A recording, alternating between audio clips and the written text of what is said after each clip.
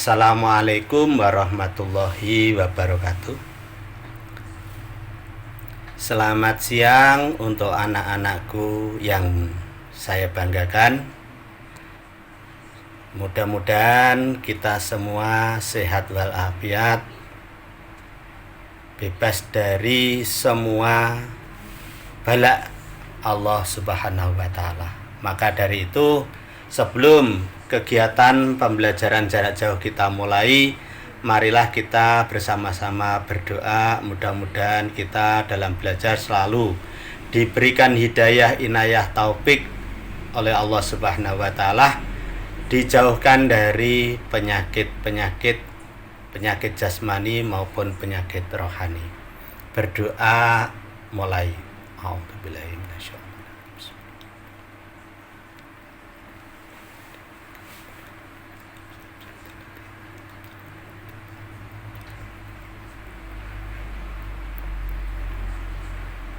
Berdoa selesai.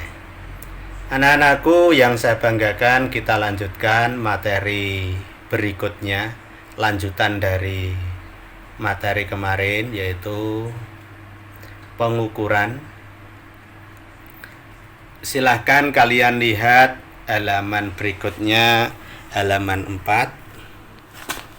Halaman 4, buku penunjang, buku tambahan yang sudah kalian terima. Di situ materinya pengukuran sebagai bagian dari pengamatan. Saya bacakan pelan-pelan supaya kalian bisa mengerti maksud dari tulisan itu. Pengukuran didefinisikan sebagai suatu proses membandingkan suatu besaran dengan besaran sejenis yang digunakan sebagai satuan. Seperti yang kemarin saya katakan, bahwa alat ukur itu harus sejenis besarannya. Kalau yang kita ukur panjang, alat ukurnya juga berkisaran besaran panjang, tidak boleh waktu.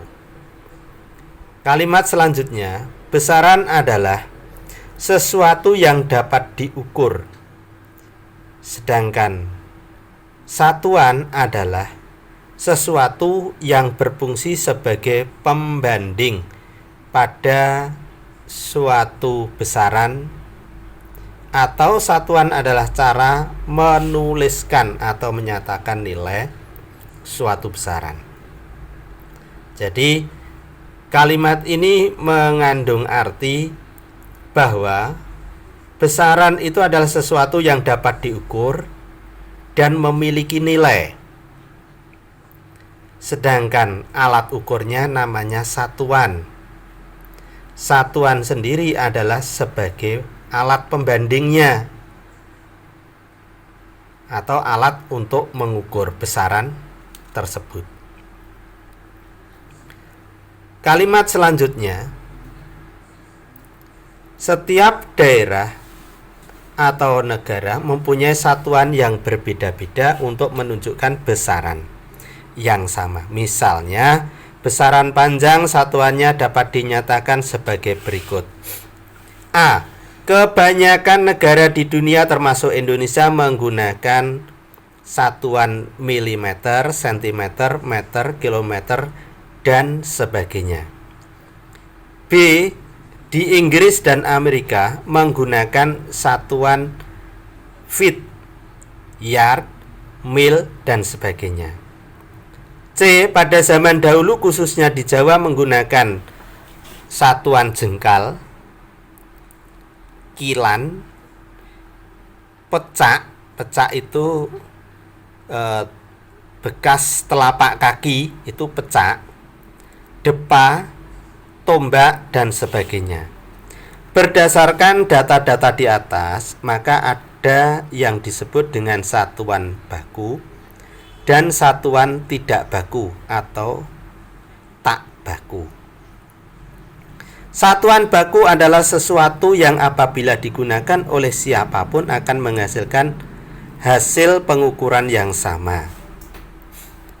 Contoh, meter di Indonesia juga sama dengan meter yang di negara lain. Berikutnya, satuan tidak baku adalah satuan yang apabila digunakan oleh orang yang berbeda dapat menghasilkan hasil pengukuran yang berbeda. Contoh, jengkal atau depa.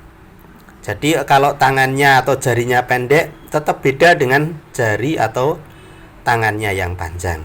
Jadi itu tidak baku dan tidak bisa selalu sama orang yang berbeda jika mengukur.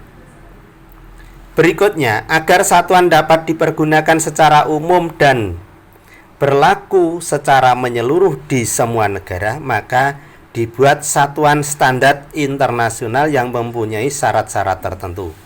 Antara lain sebagai berikut. A. Bersifat internasional, berlaku di negara manapun. B. Tidak berubah karena pengaruh apapun, tidak terpengaruh lingkungan, bersifat tetap. C.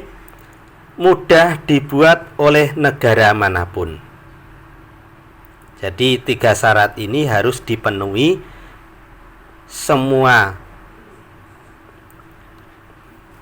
alat ukur atau satuan itu bisa digunakan secara internasional.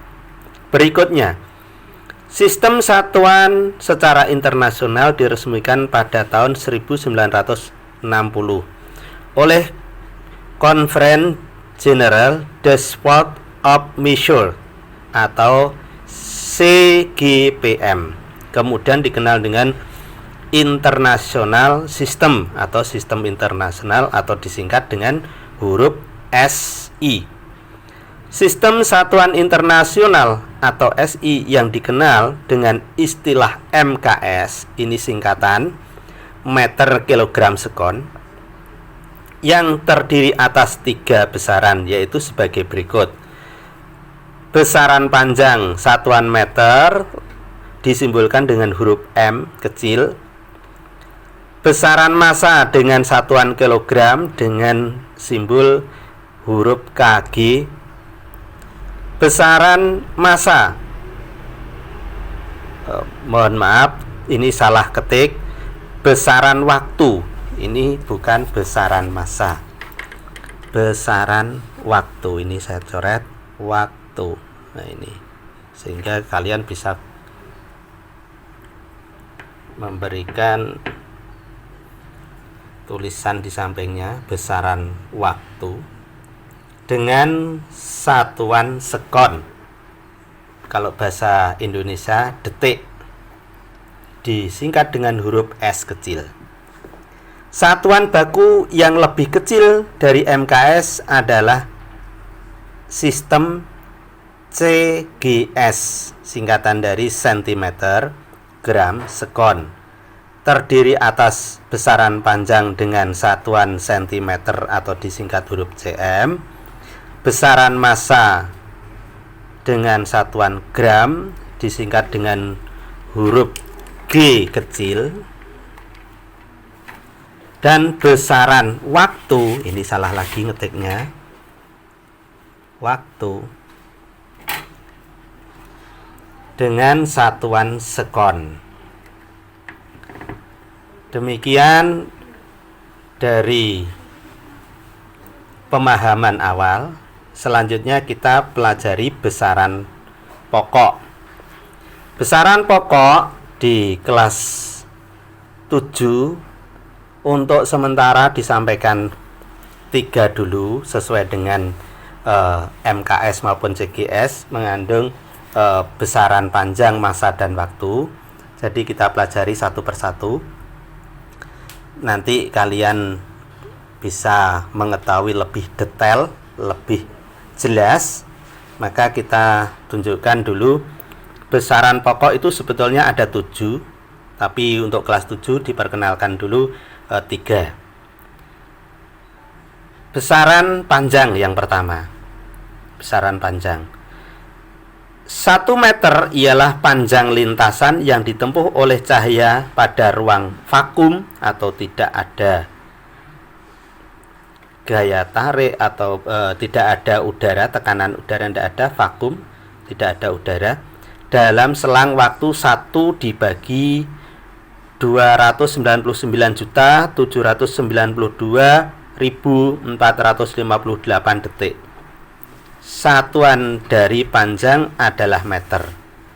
Panjang adalah dimensi suatu benda yang menyatakan jarak antar ujung. Panjang dapat dibagi menjadi tinggi, yaitu jarak vertikal, lebar, jarak dari satu sisi ke sisi yang lain, diukur pada sudut tegak lurus terhadap panjang benda. Berikut alat yang dapat digunakan dalam menentukan panjang. Yang pertama, mistar. Ini mistar, roll meter, jangka sorong, mikrometer. Untuk mengetahui dari alat ukur ini tidak bisa saya jelaskan langsung satu tayangan video, tetapi nanti kita unggah lagi, kita tampilkan video berikutnya. Ini satu saja, satu persatu selagi mungkin. Mistar, ini penggaris, ini tergolong mistar ini. Nah, ini mistar. Ini mistar ini. Nah, ini mistar ini. Nah, ini mistar. Garisan kalau bahasa kalian ini saya tunjukkan. Nah, ini mistar ini. Itu mistar. Saya taruh di sini supaya kelihatan. Nah, ini mistar. Nah, ini penggaris. Ini mistar. Terus ini juga alat ukur. Nah, ini alat ukur juga. Itu. Terus roll meter. Roll meter ini yang biasa untuk mengukur jalan. Ini biasanya ini roll meter ini. Ini roll meter. Ini milik SMP Negeri 1 Sukosewu. Memiliki roll meter. Besok kalau kalian sudah masuk seperti biasa, sudah bebas dari COVID-19, insya Allah kalian bisa mencoba roll meter ini. Nah, siapa tahu kalian nanti ada yang jadi pegawai pertanahan ataupun kalian jadi pegawai untuk jalan raya, nah, bangunan gedung. Nah, itu juga menggunakan alat-alat ini. Kelihatannya sederhana, tapi kalau kita tidak tahu cara menggunakannya, ya itu kesulitan. Nah, makanya nanti kalau sudah kalian masuk seperti biasa, insya Allah kalian bisa mencoba. Di situ untuk mistar memiliki ketelitian 0,5 mm. Roll meter juga sama, 0,5 mm. Nih, sekarang ada juga yang untuk mengukur pakaian. Ini juga sama, ketelitiannya 0,5 mm. Nah, ini untuk mengukur kain. Siapa tahu yang ahli untuk jahit, ini nanti juga bermanfaat sekali. Ini saya bawakan, saya videokan alat-alatnya itu. Nah, mohon maaf ini ruangannya banyak tumpukan buku. Mudah-mudahan tidak mengurangi kalian untuk berkonsentrasi mengikuti pembelajaran ini. Berikutnya alat ukur panjang, yaitu jangka sorong. Jangka sorong ini mungkin kalian jarang mengetahui, kecuali mereka yang keluarganya ada yang ahli mesin ataupun servis kendaraan. Ini jangka sorong. Jangka sorong ini bisa digerakkan. Nah, ini bisa digerakkan. Ini digerakkan. Fungsinya apa jangka sorong? Juga untuk mengukur besaran panjang. Akan tetapi Beda ketelitiannya tadi, kalau mistar dan roll meter 0,5 mm, tapi kalau jangka sorong memiliki ketelitian yang lebih bagus lagi, 0,1 mm. Terus bagian-bagian dari jangka sorong.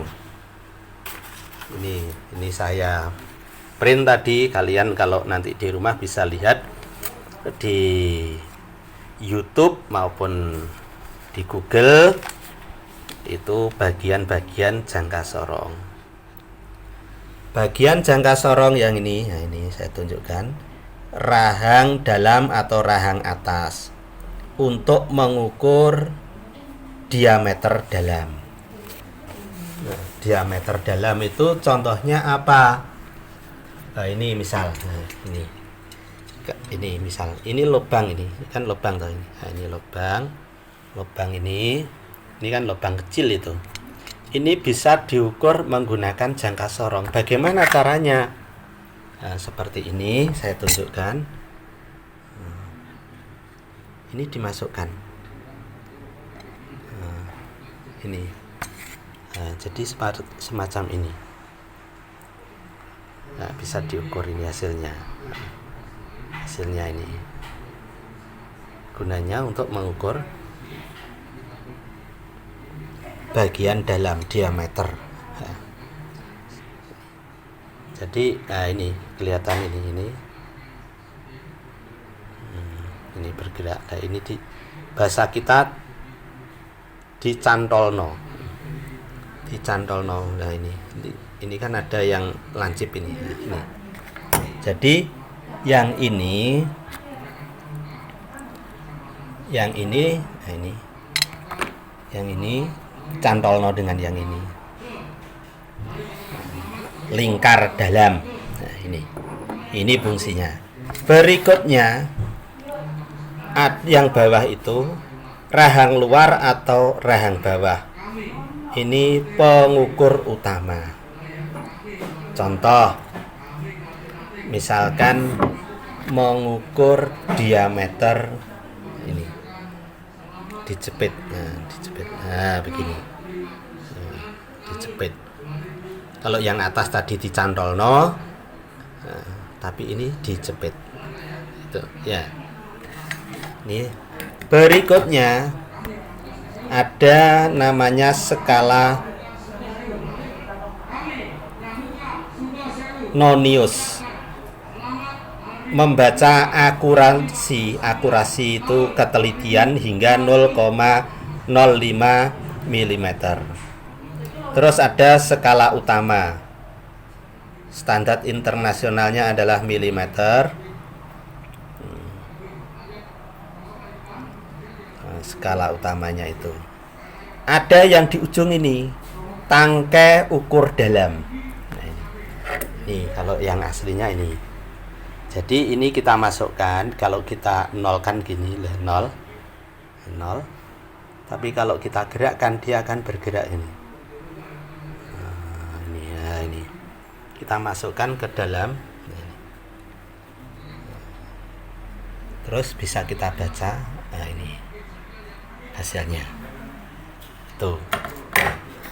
Saya lanjutkan lagi. Kalau kalian nanti pengen jelas, buka di YouTube. Ini skalanya. Cara membacanya ini. Angka 0 ini di belakang angka 2,1. Angka 2,1. Terus terbentuk garis lurus ke atas. Ini ke atas. Berarti 1, 2, 3. Hasilnya 2,13. Nah, ini sentimeter ini hasilnya. Contoh selanjutnya ini. Misalkan skala Nonius ini yang tadi yang dibaca tadi ini. Nah, ini berarti saya contohkan 2,1. Ini yang lurus di angka 3.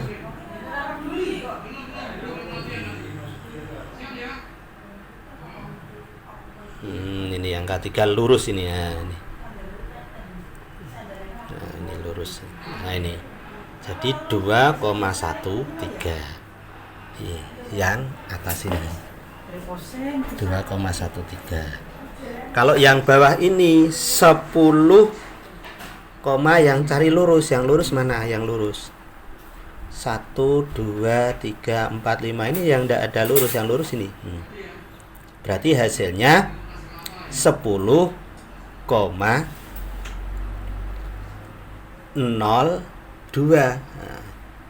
angkanya hasilnya 10,02. Ini 10,02. Ini salah komanya, salah ngetik. 10,02 mm hasilnya itu. Ini 10,02 cm ini. Nah, ini hasilnya. Itu cara mengukur jangka sorong. Kalau kalian pengen lebih jelas nanti bisa dilihat di YouTube-nya. Jangka sorong ada yang namanya manual, ini manual. Ada jangka sorong analog dan digital. Ini analog. Ini jangka sorong digital.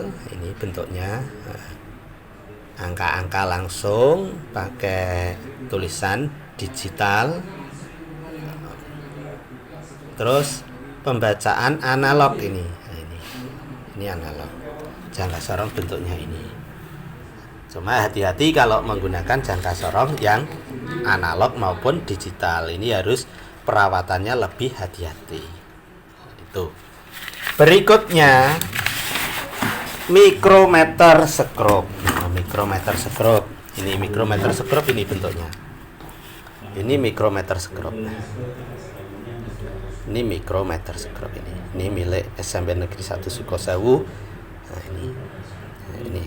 Berikutnya saya tunjukkan gambarnya supaya lebih jelas. Nah, ini bagian-bagian mikrometer skrob. Itu anvil, artinya poros tab. Ini poros tab. Terus frame, ini frame atau rangka. Ini frame, ini rangka, ada keterangannya di bawah. Frame rangka, karo anvil itu poros tetap. Spindle, nah ini poros gerak, ini bisa digerakkan maju mundur seperti jangka sorong tadi. Lock nut atau pengunci. Nah, nut ini penguncinya ya, ini kecil ini. Ini pengunci. Ini penguncinya ada ini. Nah, ini digerakkan. Nah, ini pengunci. Ini yang bergerak tadi, poros bergerak.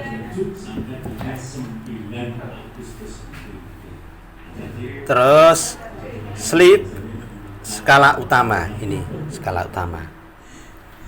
Skala utama. Berikutnya timbel skala putar. Nah, ini berputar ini. Ini diputar.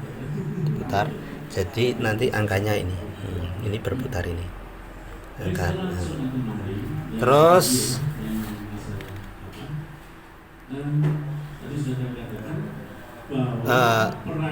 ratchet knob ini berfungsi untuk memutar spindle atau poros gerak. Itu. Kalau pakai bahasa Indonesia ini poros tetap, poros geser atau bergerak, skala utama, pengunci, frame rangka, skala nonius, ini pemutar, terus reset. Ini kegunaan mikrometer skrob sama untuk mengukur besaran panjang, hanya saja lebih teliti daripada alat ukur yang lain, yaitu ketelitiannya 0,01 mm. Nih.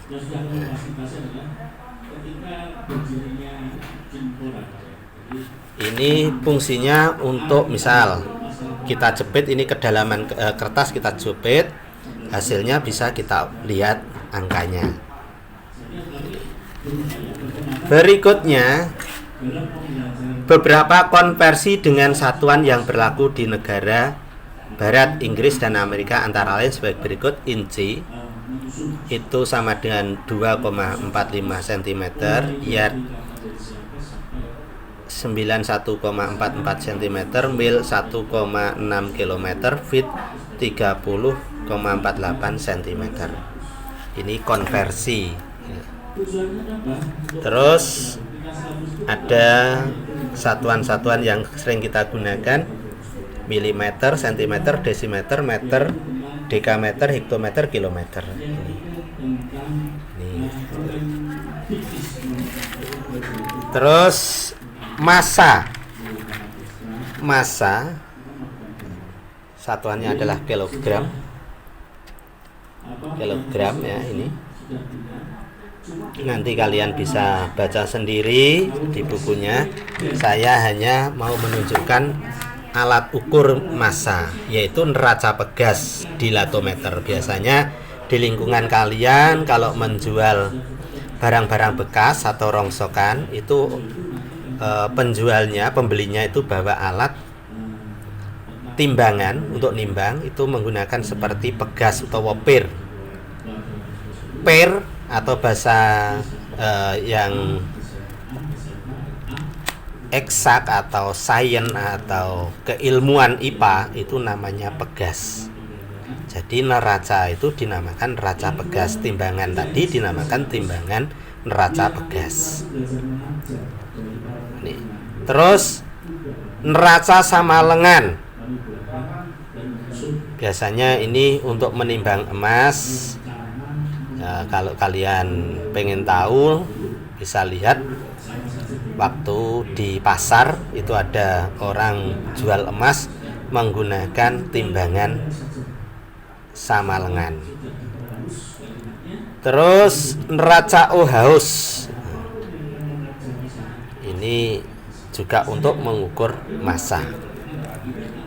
Seperti besaran panjang, massa juga ada ukuran yang lebih besar, ada ukuran yang lebih kecil. Ini miligram, sentigram, desigram, gram, dekagram, hektogram, kilogram. Ini sama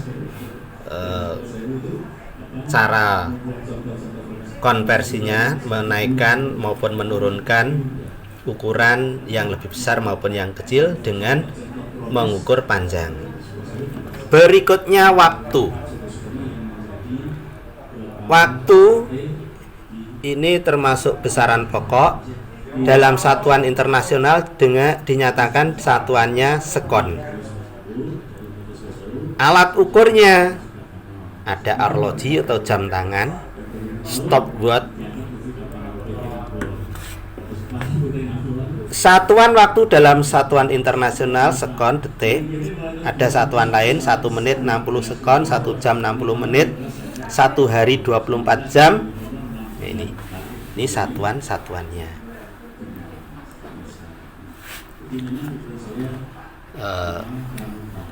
Saya kira itu dulu. Untuk selanjutnya nanti kita buat video materi selanjutnya, akan tetapi untuk kegiatan latihan di rumah kalian bisa lihat pada halaman 8. Ini halaman 8. Kalian tulis soal tugas mandiri itu jumlahnya 5. Kamu tulis soalnya, terus dijawab. Hasilnya diberi nama kelas masing-masing, nanti difoto, terus dikirimkan ke grup kelas IPA misalkan 7C. Nah, nanti di situ kalian sudah masuk ke grup, kalian foto hasilnya, terus kamu kirim ke sana, sehingga ada hasil kamu kegiatan pembelajaran. Demikian, mudah-mudahan apa yang saya sampaikan bermanfaat dan diberi kemudahan oleh Allah Subhanahu wa taala, bermanfaat di dini wa dunya wal akhirah. Sekali lagi mari kita berdoa mudah-mudahan COVID-19 diangkat oleh Allah Subhanahu wa taala, dan kita bisa belajar di sekolah kita tercinta SMP Negeri 1 Sukosewu seperti keadaan yang lebih normal atau lebih baik seperti yang sudah dilaksanakan di tahun-tahun atau di hari-hari yang telah berlalu, dan lebih baik lagi. Mudah-mudahan kita bisa dipertemukan lagi di pembelajaran di kelas maupun di laboratorium di sekolah kita tercinta.